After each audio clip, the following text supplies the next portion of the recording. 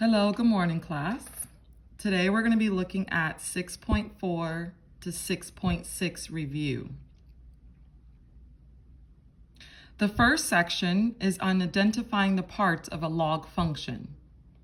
So I put a basic log with the transformations put in, and then I gave you some reminders for each part. So recall the domain is always x is greater than h. And you pull h from right here. So if there's no parentheses, remember that means x equals 0. The asymptote is x equals h. Once again, we pull h from here. So if there's no parentheses, then x equals 0. And then if there is a number, we always take the opposite of h. For the transformations, if there's a negative in front, you have a reflection. If there's a number in front, if it's larger than 1, it's a stretch. Less than 1, it's a compression. If there's a number inside parentheses, that makes it go left and right. And because h is opposite, we do the opposite. So positive will go left, negative will go right. And then the number behind here is k. So positive makes it go up, negative makes it go down. So that's a reminder on how to find all the parts. So let's look at a couple examples on how to find it. So for example number 1, I want to find the domain. So when I look at this expression, I know that domain is x is greater than h. Since I do have parentheses, I do have an h. And when I take the opposite, that means h would be positive 5. So therefore, the domain would be x is greater than 5.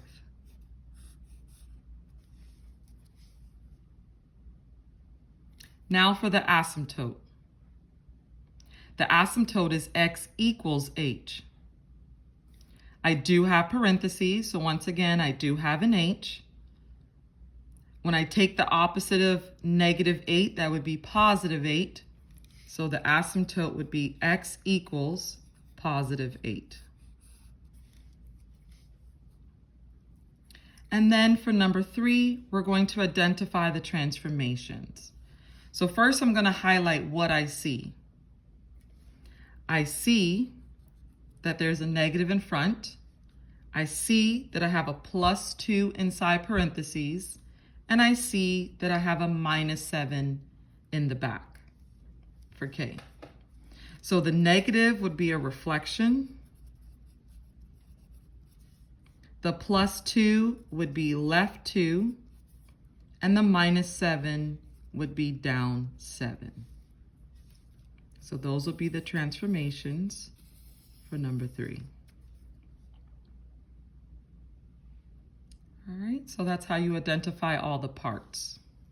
Next, let's look at reviewing finding inverses. So step 1, you switch x and y.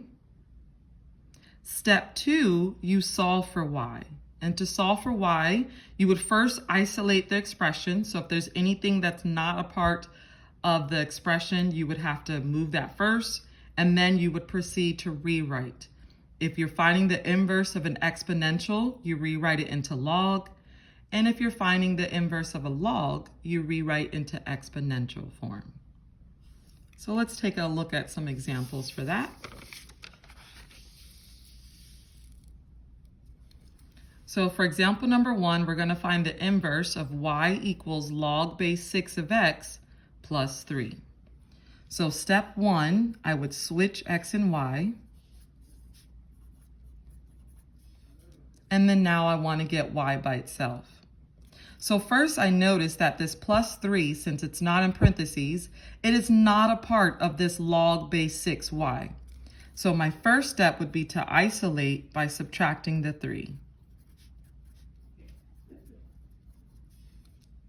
Now that I'll have just the log expression, now I can rewrite it into exponential form. So I would drop the log, roll the base 6, and so my inverse would be y equals 6 to the x minus 3.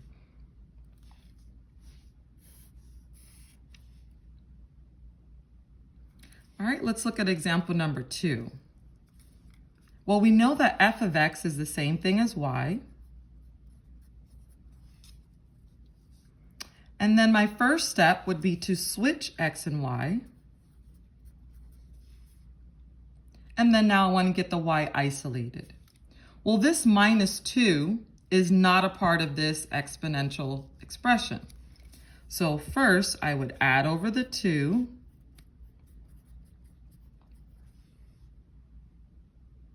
And now to get that 7 by itself, I would roll the base 7, add in log, and because that plus 2 was there when I roll the 7, it is all a part of the log. And so the inverse is y equals log 7 x plus 2.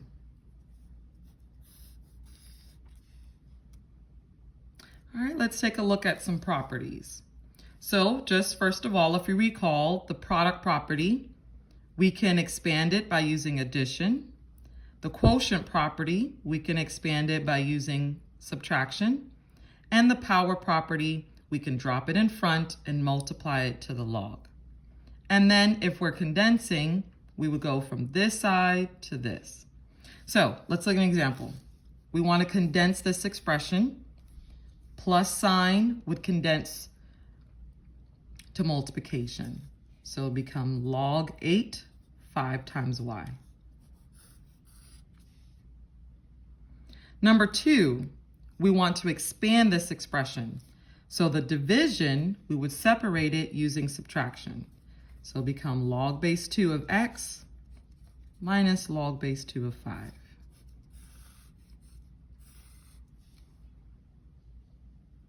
And that's a reminder on how to use the properties.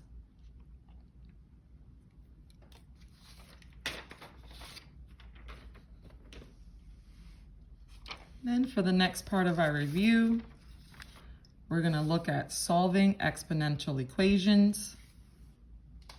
So first, when you recall, you would isolate the expression, rewrite it into log form, and make sure you check for any extraneous solutions. So for example, if we want to solve 2 to the x equals 56, there's nothing around this 2 to the x expression, so it's already isolated. So now I'm going to rewrite it into log form. So for the 2 base, I'm going to roll the 2, pop in log, and then now I just need to figure out what is that equal. So if you recall in your calculator, you can go to Math, scroll down to log base, and then you would put in the 2, put in the 56,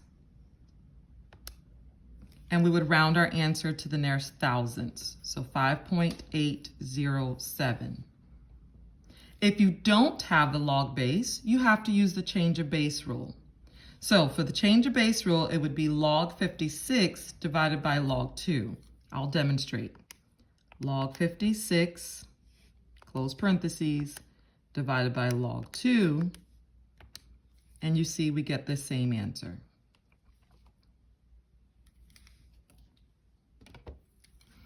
All right, let's look at solving log equations. So, if you have multiple logs on the same side, you would condense first. Then rewrite it into exponential form to solve.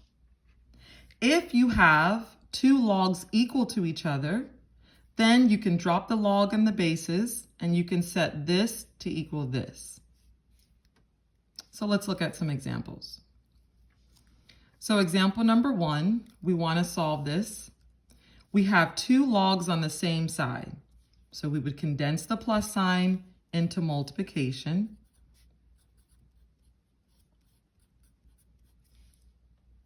My log is isolated because this is together. And so now I'm going to rewrite it in exponential form. So drop the log, roll the 3. 3 to the 4th power is 81. And then continue to isolate by dividing by 5. And I'm going to leave it as a fraction.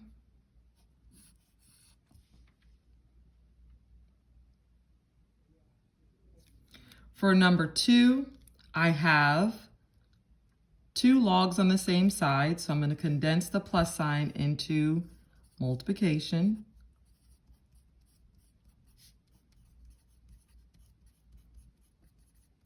And then now I have 2 logs equal to each other. Since the bases are the same, I can drop the log base 2 and just set the 8x to equal the 7x plus 3.